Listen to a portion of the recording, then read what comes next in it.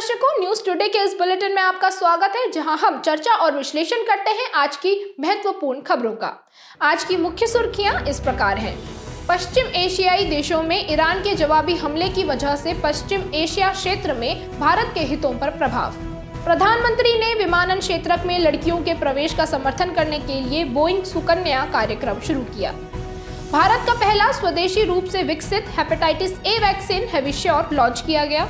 शिक्षा मंत्रालय ने सभी शिक्षण संस्थाओं को भारतीय भाषाओं में अध्ययन सामग्री डिजिटल रूप में उपलब्ध कराने का निर्देश दिया। भारत को मात्स्यिकी पर FAO समिति की मात्स्यिकी प्रबंधन पर उप समिति के पहले उपाध्यक्ष के रूप में चुना गया। राष्ट्रीय मानवाधिकार आयोग ने इदाते आयोग की रिपोर्ट में की गई सिफारिशों को लागू करने की आवश्यकता पर बल दिया। अब खबरों की चर्चा विस्तार से करते हैं और सबसे पहले रुख करते हैं आज की पहली मुख्य खबर का। पश्चिम एशियाई देशों में ईरान के जवाबी हमले की वजह से पश्चिम एशिया क्षेत्र में भारत के हितों पर प्रभाव। सीरिया, इराक और पाकिस्तान में ईरान प्रतिशोध पूर्ण हमले कर रहा है। ईरान की इस कार्रवाई का कारण उसके करमन प्रांत में हुई एक आतंकवादी हमले की घटना को बताया जा रहा है। इस खबर के चलते सबसे पहले हम पश्चिम एशिया में भारत के हितों के बारे में जानेंगे। नेबरहुड फर्स्ट पॉलिसी के अनुसार पश्चिम एशिया भारत के विस्तारित पड़ोस और लुक वेस्ट नीति का हिस्सा है। इसलिए इस क्षेत्र में शांति और स्थिरता बनाए रखना भारत के सामरिक हितों के लिए जरूरी है। विदेश में खाड़ी सहयोग परिषद यानी GCC के सदस्य देशों में 30% से अधिक प्रवासी कामगार भारतीय हैं। विप्रेषण के क्षेत्र में 18% का भाग संयुक्त अरब अमीरात से है, जबकि सऊदी अरब का हिस्सा 5.1% है और कुवैत, ओमान और कतर भी महत्वपूर्ण योगदान कर रहे हैं। कनेक्टिविटी और अवसंरचना के संदर्भ में अंतर्राष्ट्रीय उत्तर दक्षिण परिवहन गलियारा INSTC भूमि और समुद्र आधारित मल्टी मॉडल परिवहन नेटवर्क है, क्योंकि ये हिंद महासागर और फारस की खाड़ी को कैस्पियन सागर से जोड़ने का एक महत्वपूर्ण माध्यम है। प्रस्तावित भारत मध्य पूर्व यूरोप आर्थिक गलियारा भारत से पश्चिम एशिया के बीच होगा और तो और चाबहार बंदरगाह यूरोप तक माल परिवहन के लिए भारत हेतु काफी महत्वपूर्ण है। वहीं ऊर्जा सुरक्षा के संदर्भ में देखा जाए तो भारत अपनी जरूरत का 80% से अधिक तेल और 50% से अधिक प्राकृतिक गैस आयात करता है। इसमें पश्चिम एशिया की महत्वपूर्ण हिस्सेदारी है और ऐसे में इराक और सऊदी अरब भारत के लिए प्रमुख तेल आपूर्तिकर्ता हैं। वहीं कतर तरल प्राकृतिक गैस यानी LNG का एक महत्वपूर्ण आपूर्तिकर्ता है। चलिए अब समझते हैं आज की दूसरी मुख्य खबर को। प्रधानमंत्री ने विमानन क्षेत्र में लड़कियों के प्रवेश का समर्थन करने के लिए बोइंग सुकन्या कार्यक्रम शुरू किया। अब खबर को विस्तार से समझते हैं। यह कार्यक्रम लड़कियों और महिलाओं को विज्ञान, प्रौद्योगिकी, इंजीनियरिंग एवं गणित, STEM जैसे क्षेत्रों में महत्वपूर्ण कौशल सीखने में मदद करेगा। इसके तहत उन्हें विमानन क्षेत्र में नौकरियां प्राप्त करने के लिए आवश्यक प्रशिक्षण भी प्रदान किया जा सकेगा। इस कार्यक्रम के तहत युवतियों के लिए 150 निर्धारित स्थानों पर STEM लैब स्थापित की जाएंगी। इससे उनमें STEM में करियर बनाने के लिए रुचि पैदा करने में मदद मिलेगी। इसके तहत पायलट बनने के लिए प्रशिक्षण ले रही महिलाओं को छात्रवृत्ति भी प्रदान की जाएगी। भारत में 15% पायलट महिलाएं हैं। यह वैश्विक औसत से 3 गुना अधिक है। आगे बढ़ने से पहले हम STEM शिक्षा अर्थात science, technology, engineering and mathematics में महिलाओं की स्थिति के संबंध में एक समझ विकसित करने का प्रयास करते हैं। उच्चतर शिक्षा पर अखिल भारतीय सर्वेक्षण अर्थात all India survey on higher education AISHE के अनुसार वर्ष 2021-22 में STEM पाठ्यक्रमों में महिलाओं की नामांकन में भागीदारी वर्ष 2014-15 के 38.4% से बढ़कर 42.6% हो गई थी। हालांकि वर्ष 2021 में इससे संबंधित कार्यबल में उनकी भागीदारी केवल 14% रही थी। यहाँ STEM क्षेत्र में महिलाओं के कम प्रतिनिधित्व के कारणों को जान लेना भी महत्वपूर्ण रहेगा, जो इस प्रकार हैं। पर्याप्त कौशल की कमी, उनके लिए रोल मॉडल्स की कमी, काम पर आने जाने के दौरान पर्याप्त सुरक्षा का अभाव, सामाजिक मानदंडों को मानने का दबाव, विवाह करना, संतान पैदा करना जैसे घरेलू दायित्वों को पूरा करने का दबाव झेलना आदि। यहाँ स्टेम क्षेत्र में महिला प्रतिनिधित्व के महत्व को समझ लेना भी बेहतर रहेगा, जो इस प्रकार है। इससे कार्यबल में विविधता बढ़ती है, इससे उत्पादकता में वृद्धि होती है और नवाचार को भी बढ़ावा मिलता है। इससे राष्ट्र की आर्थिक समृद्धि को प्रोत्साहन मिलता है। अब हम स्टेम क्षेत्र में महिलाओं की भागीदारी को बढ़ावा देने के लिए भारत द्वारा शुरू की गई पहलों को जान लेते हैं। पहला, knowledge involvement research advancement through nurturing Kiran योजना। दूसरा, प्रगति छात्रवृत्ति। तीसरा, एक सक्षम कार्यक्रम। चौथा, विज्ञान ज्योति योजना आदि। अंत में हम Boeing India engineering and technology centre BIETC परिसर बेंगलुरु के संबंध में भी आधारभूत तथ्यों को जान लेते हैं। इसका उद्घाटन प्रधानमंत्री ने किया है। यह नवाचार के केंद्र के रूप में कार्य करेगा और विमानन क्षेत्र में उन्नयन को बढ़ावा देगा। यह वैश्विक एरोस्पेस और रक्षा उद्योग के लिए अगली पीढ़ी के उत्पादों एवं सेवाओं का विकास करेगा। अब बढ़ते हैं आज की तीसरी मुख्य खबर की तरफ। भारत का पहला स्वदेशी रूप से विकसित हेपेटाइटिस ए वैक्सीन हेविश्योर लॉन्च किया गया। हेविश्योर को इंडियन इम्यूनोलॉजिकल्स लिमिटेड ने विकसित किया है। IIL राष्ट्रीय डेयरी विकास बोर्ड NDDB के पूर्ण स्वामित्व वाली सहायक कंपनी है। इस वैक्सीन के बारे में बेहतर तरीके से समझने के लिए सबसे पहले बात करते हैं हेपेटाइटिस के बारे में। ये एक ऐसी बीमारी है जो लिवर की सूजन का कारण बनती है। ये बीमारी अलग अलग प्रकार के संक्रामक वायरस और गैर संक्रामक अभिकारकों के कारण होती है। हेपेटाइटिस वायरस के 5 मुख्य स्ट्रेन हैं: hepatitis A, hepatitis B, hepatitis C, hepatitis D और हेपेटाइटिस E।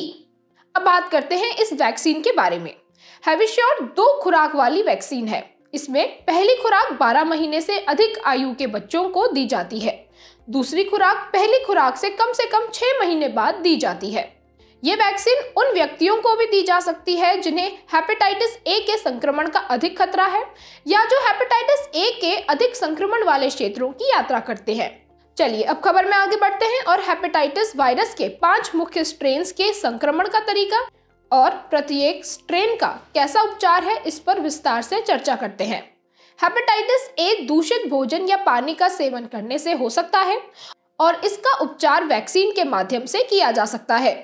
वहीं हेपेटाइटिस B संक्रमित व्यक्ति के तरल स्रावों के संपर्क में आने से हो सकता है।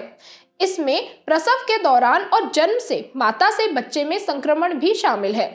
असुरक्षित इंजेक्शन या संक्रमित तेज धार या नुकीले उपकरणों के संपर्क में आने से भी ऐसा हो सकता है और इसका उपचार भी वैक्सीन के माध्यम से किया जा सकता है।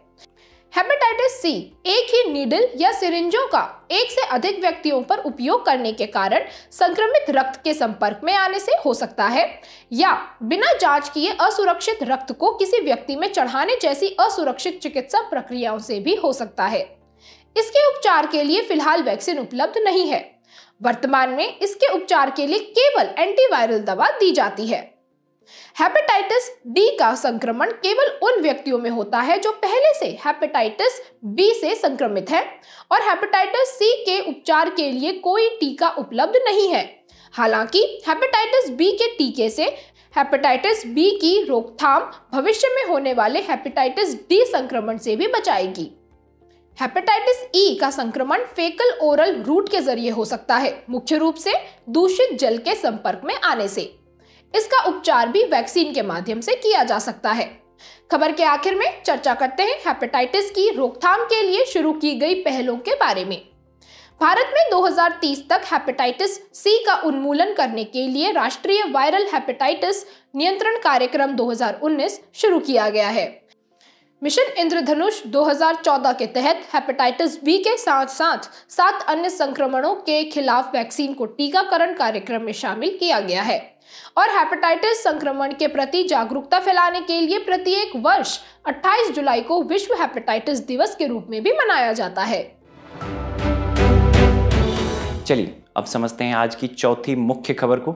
शिक्षा मंत्रालय ने सभी शिक्षण संस्थाओं को भारतीय भाषाओं में अध्ययन सामग्री डिजिटल रूप में उपलब्ध कराने का निर्देश दिया। अब खबर को विस्तार से समझते हैं। स्कूलों और उच्चतर शिक्षण संस्थाओं को अगले 3 वर्षों के भीतर संविधान की 8वीं अनुसूची में सूचीबद्ध भाषाओं में अध्ययन सामग्री डिजिटल रूप में उपलब्ध कराने का निर्देश दिया गया है। यहाँ सबसे पहले हम क्षेत्रीय भाषा में शिक्षा देने से संबंधित प्रावधानों को जान लेते हैं। पहला, राष्ट्रीय शिक्षा नीति 2020। इसमें शिक्षा के दौरान कई भाषाओं में सीखने अर्थात मल्टीलिंगुअलिज्म की आवश्यकता पर बल दिया गया है। दूसरा, संविधान का अनुच्छेद 350A।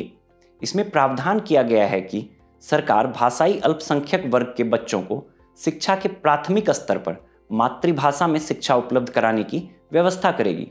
तीसरा, शिक्षा का अधिकार अधिनियम 2009। इसमें प्रावधान किया गया है कि जहां तक संभव हो बच्चों को उनकी मातृभाषा में प्रारंभिक शिक्षा दी जानी चाहिए। अब हम मातृभाषा क्षेत्रीय भाषा में शिक्षा प्रदान करने के महत्व को समझ लेते हैं, जो इस प्रकार है। पहला, लर्निंग में सुधार। बच्चे मातृभाषा में विषय के कॉन्सेप्ट्स को अधिक आसानी से समझ सकते हैं। साथ ही वे नए तरीके से सोच सकते हैं और विषय को समझकर उसे अपनी भाषा में बताने की क्षमता बढ़ा सकते हैं।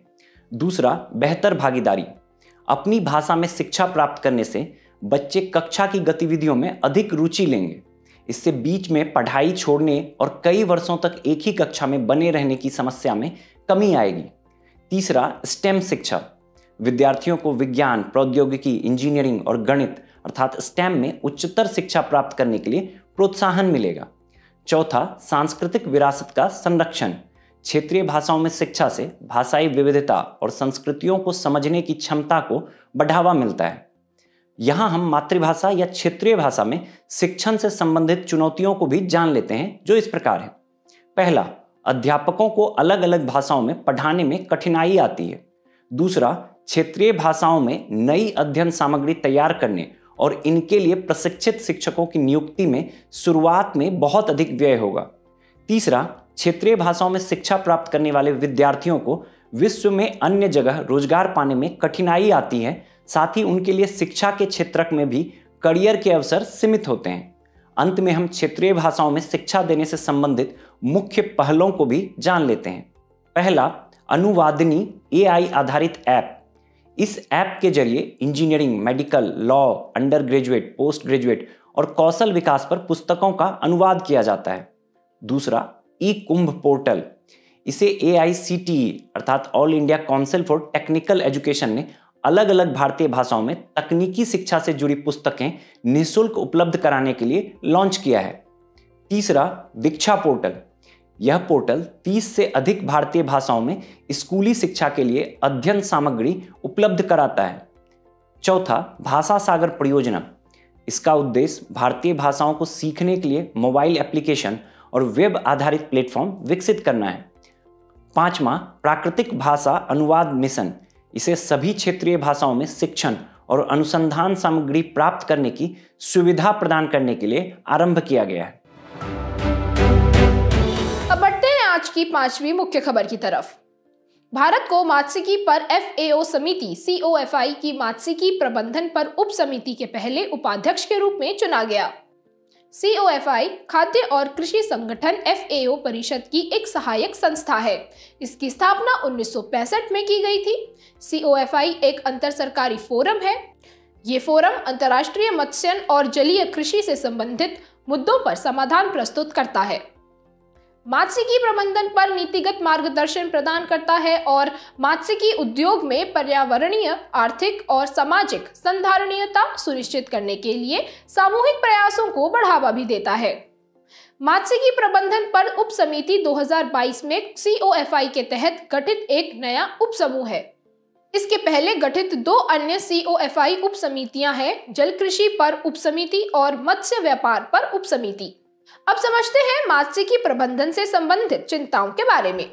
चीन अंतर्राष्ट्रीय जल में अवैध, असूचित और अविनियमित मत्स्य गतिविधियां करता है।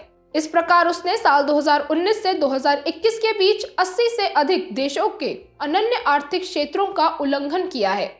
अवैध, असूचित और अविनियमित मत्स्य से मत्स्य भंडार को क्षति पहुंचती है, समुद्री पर्यावास नष्ट हो जाते हैं, मछुआरों को नुकसान होता है और तटीय समुदायों की आजीविका भी प्रभावित होती है।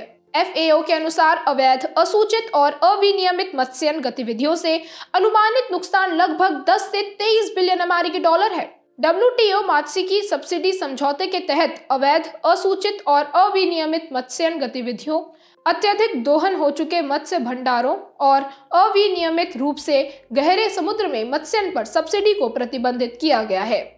WTO मात्स्यिकी सब्सिडी समझौते पर भारत का क्या पक्ष है, इसे भी विस्तार से समझते हैं। भारत का कहना है कि WTO के ऐसे सदस्य जिन्होंने अतीत में भारी सब्सिडी प्रदान की है और बड़े पैमाने पर औद्योगिक स्तर पर मत्स्यन में लगे हुए हैं, उन्हें सब्सिडियों को प्रतिबंधित करने हेतु अधिक दायित्व उठाना चाहिए। इसके लिए इन देशों को प्रदूषक द्वारा भुगतान सिद्धांत और साझा लेकिन विभेदित जिम्मेदारियों का पालन करना चाहिए। अवैध, असूचित और अविनियमित मत्स्यन गतिविधियों में कुछ चिन्हित प्रजातियों के लिए लाइसेंस प्राप्त किए बिना उन प्रजातियों की मछली पकड़ना, मत्स्यन के लिए प्रतिबंधित मौसम के दौरान मछली पकड़ना, मछली पकड़ने वाले प्रतिबंधित उपकरणों का उपयोग करना और मालवाहक जहाजों में अनधिकृत ट्रांसशिपमेंट यानी मछलियों को एक जहाज से दूसरे जहाज में लादना जैसे मुद्दे शामिल हैं। इतना ही नहीं, अवैध, असूचित और अविनियमित यानी IUU को रोकने के लिए भी कुछ पहले आरंभ की गई हैं। जैसे कि समुद्री मत्स्यन को संधारणीय बनाए रखने के लिए राष्ट्रीय मात्स्यिकी नीति की घोषणा की गई है। सूचना प्रबंधन और विश्लेषण केंद्र द्वारा IUU की निगरानी की जाती है। क्वाड, जिसमें भारत, ऑस्ट्रेलिया, जापान और अमेरिका शामिल हैं, वो इंडो पैसिफिक समुद्री डोमेन जागरूकता कार्यक्रम चला रहा है और 5 जून को IUU मत्स्यन गतिविधियों से निपटने के लिए अंतर्राष्ट्रीय दिवस घोषित किया गया है। चलिए अब समझते हैं आज की छठी व अंतिम मुख्य खबर को। राष्ट्रीय मानवाधिकार आयोग ने इदाते आयोग की रिपोर्ट में की गई सिफारिशों को लागू करने की आवश्यकता पर बल दिया। अब खबर को विस्तार से समझते हैं। यहां सबसे पहले हम इदाते आयोग के संबंध में जानकारी प्राप्त कर लेते हैं। इदाते आयोग को राष्ट्रीय विमुक्त, घुमंतु और अर्ध घुमंतु जनजाति आयोग अर्थात national commission for denotified nomadic and semi nomadic tribes भी कहा जाता है। इसका गठन वर्ष 2014 में भीखू रामजी इदाते की अध्यक्षता में किया गया था। अब हम इदाते आयोग को सौंपे गए प्रमुख कार्यों को जान लेते हैं, जो इस प्रकार हैं। विमुक्त, घुमंतु और अर्ध घुमंतु जनजातियों अर्थात DNTs की राज्यवार सूची तैयार करना, उन DNTs की पहचान करना जिन्हें अनुसूचित जाति SC, अनुसूचित जनजाति ST या अन्य पिछड़ा वर्ग OBC की सूची में शामिल नहीं किया गया है, तथा ऐसे समुदायों के कल्याण के लिए उपायों की सिफारिश करना आदि। यहां इदाते आयोग की मुख्य सिफारिशों को समझ लेना भी बेहतर रहेगा, जो इस प्रकार है। पहला, DNTs, SNTs और NTs के लिए वैधानिक दर्जे वाले एक अस्थायी आयोग का गठन किया जाना चाहिए। दूसरा, जिन राज्यों में इन समुदायों की आबादी अधिक है वहां उनके कल्याण के लिए एक अलग विभाग बनाना चाहिए। तीसरा, DNTs के परिवारों का विस्तृत सर्वेक्षण करने की आवश्यकता है। इससे उनकी अनुमानित आबादी और बसावटों का पता लगाया जा सकेगा।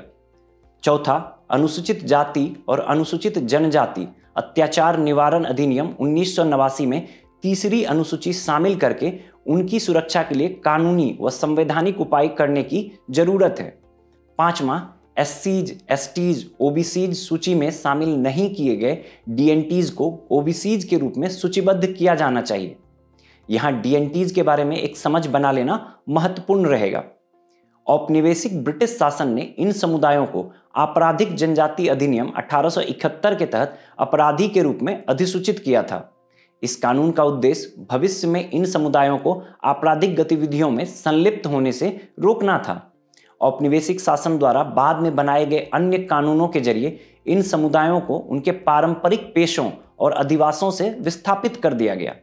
स्वतंत्रता के बाद भारत सरकार ने 1952 में 1871 के कानून को निरस्त कर दिया और इन समुदायों को DNTs घोषित कर दिया। अब हम DNTs के समक्ष मौजूद चुनौतियों को जान लेते हैं। इन समुदायों की कोई केंद्रीय सूची नहीं बनाई गई है। इसके अलावा इन्हें संविधान के तहत एक अलग समूह जैसे SC ST के रूप में मान्यता नहीं दी गई है। अधिकतर DNTs को सरकार की कल्याणकारी योजनाओं का लाभ नहीं मिलता है। इन समुदायों की अधिकतर आबादी अशिक्षित है। इन्हें पेयजल, आवास, स्वास्थ्य देखभाल जैसी बुनियादी सुविधाएं भी उपलब्ध नहीं हैं। अंत में हम डीएनटीज के लिए शुरू की गई कुछ कल्याणकारी पहलों को भी जान लेते हैं। डीएनटीज के लिए विकास और कल्याण बोर्ड, इसकी स्थापना वर्ष 2019 में 3 वर्षों के लिए की गई थी। बाद में इस अवधि को बढ़ाकर 5 वर्ष कर दिया गया। डीएनटीज के आर्थिक सशक्तिकरण के लिए योजना अर्थात scheme for economic empowerment of DNTs, seed योजना। इस योजना का उद्देश्य है डीएनटीज को शैक्षिक रूप से सशक्त बनाना, उन्हें स्वास्थ्य बीमा कवरेज प्रदान करना तथा आजीविका और आवास उपलब्ध कराना। चलिए अब हम सुर्खियों में रहे स्थल को भी जान लेते हैं। आज चर्चा में है सेनेगल। सेनेगल की रेटेवा झील में नाइट्रेट के स्तर में अचानक वृद्धि होने लगी है। इसके कारण यह झील सूखने के कगार पर पहुंच गई है। इसे लेक रोज या पिंक लेक भी कहा जाता है। सेनेगल अफ्रीका के सबसे पश्चिमी भाग में स्थित है। सेनेगल की राजधानी है डकार। यदि इसकी राजनीतिक सीमाओं की बात की जाए तो मारिटोनिया, माली, गिनी बिसाओ और गाम्बिया से इसकी स्थलीय सीमाएं लगती हैं, जबकि जलीय सीमा के तहत सेनेगल नदी उत्तर से और अटलांटिक महासागर पश्चिम से लगती है। अंत में हम सेनेगल की भौगोलिक विशेषताओं को भी जान लेते हैं। यह देश सेनेगल मॉरिटोनियन बेसिन नामक निचले क्षेत्र या गर्त अर्थात डिप्रेशन में स्थित है। सेनेगल, सलोम, गाम्बिया आदि यहाँ की प्रमुख नदियां हैं। गेलिया कोटो यहाँ का मुख्य पर्वत है। वनस्पति के रूप में यहाँ अर्ध शुष्क घास के मैदान और उष्णकटिबंधीय वर्षा वन का मिश्रित रूप पाया जाता है। बुलेटिन के आखिर में अब बात करते हैं आज की संक्षिप्त सुर्खियों की। नासा ने पहली बार अपने लूनर रिकॉनेसेंस ऑर्बिटर LRO और चंद्रयान 3 के विक्रम लैंडर के बीच लेजर कम्युनिकेशन का सफलतापूर्वक परीक्षण किया। इलाहाबाद उच्च न्यायालय ने निर्णय दिया है कि हेग अपोस्टिल कन्वेंशन 1961 का सदस्य होने के कारण भारत को विदेशी अपोस्टिल डॉक्यूमेंट्स को स्वीकार करना होगा। पूर्वोत्तर परिषद NEC का 71वां पूर्ण सत्र मेघालय के शिलोंग में आयोजित किया गया। NEC का मुख्यालय भी शिलोंग में स्थित है। ये पूर्वोत्तर क्षेत्र NER के आर्थिक और सामाजिक विकास के लिए नोडल एजेंसी है। भारत ने alliance for global good gender equity and equality का शुभारंभ किया है। भारत ने इसे स्विट्जरलैंड के दावोस में विश्व आर्थिक मंच की वार्षिक बैठक में लॉन्च किया है। एक अध्ययन के अनुसार वर्षा की मात्रा में 1 मिलीमीटर की वृद्धि से स्क्रब टाइफस के मामलों में 1 महीने में 0.5 से 0.7% तक की बढ़ोतरी हो सकती है। एक हालिया अध्ययन में पाया गया है कि बॉटम ट्रॉलिंग के कारण 1996 से 2020 के बीच 8 से 10 बिलियन टन CO2 गैस वातावरण में उत्सर्जित हुई है। बॉटम ट्रॉलिंग मछली पकड़ने की एक तकनीक है। इसमें जहाज से बंधे एक भारी वजन वाले फिशिंग नेट को समुद्री नितल पर जहाज के साथ साथ घसीटा जाता है। एक गंगा नदी डॉल्फिन को उड़ीसा में जलाका नदी से पकड़कर बचाया गया। आंध्र प्रदेश के विजयवाड़ा में स्टैचू ऑफ सोशल जस्टिस का अनावरण किया गया। ये डॉक्टर BR अम्बेडकर की 206 फीट ऊंची कांस्य प्रतिमा है। ये वर्तमान में डॉक्टर अम्बेडकर की विश्व में सबसे ऊंची प्रतिमा है। जाने से पहले आपकी समझ की परीक्षा के लिए डालते हैं एक नजर हमारे स्पेशल सेगमेंट प्रश्नोत्तरी पर।